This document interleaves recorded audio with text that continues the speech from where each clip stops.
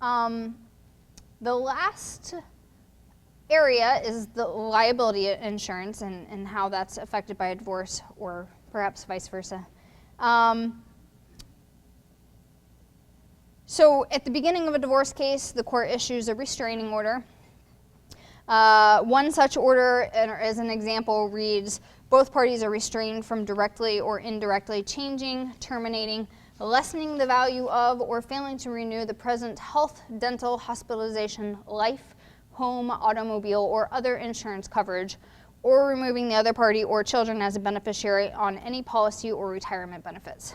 So when someone first goes to file for the divorce, there is a restraining order that's put in place as long as documents have been filed in most counties that restricts them from actually making these changes.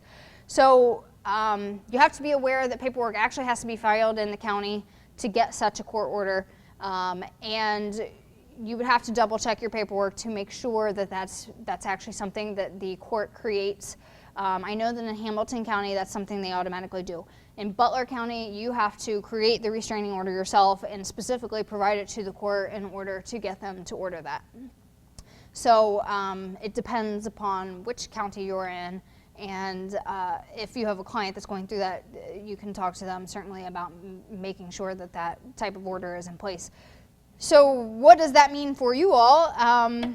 If documents have been filed, there's no guarantee that a restraining order is in place, but if you have clients that you know perhaps that something's going on and you're not really sure, or maybe an odd situation where someone comes to make changes to the policy and you're not really sure, they're asking to remove a spouse or something, and you're not really sure what's going on, my suggestion would be to talk to both parties, because it's very possible that they are restrained by the court from doing that, and you would have, what that would give an agent is a little bit more time perhaps to talk to the other party, figure out what's going on, and see if you can work on getting a separate policy, with a reasonable amount of time to work on that, rather than just removing them from policy and then you never hear from the other party again.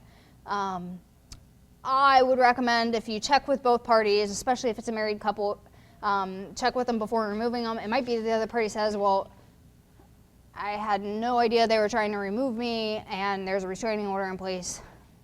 I don't know that the court would necessarily come after an agent for removing someone when they've been requested to do so, but certainly the client can get in trouble for that if they do that without the court's permission. So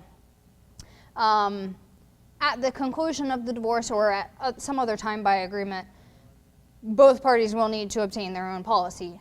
It will happen eventually, and certainly you have the opportunity then to talk to them and see if you can perhaps get that business as well, but you can prevent them from doing something that they regret or that they're going to get in trouble for by talking to them about it and finding out if there's something more to the situation than what they may be openly sharing with you.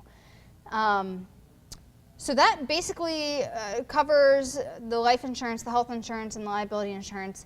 And as it relates to divorce, I took this opportunity to talk about the divorce stuff because I don't usually go around marketing that area, and I don't usually do too many talks about it. And so there's a lot of information there, and it can be very helpful for people. So I like to do that when I have the opportunity. So I appreciate it.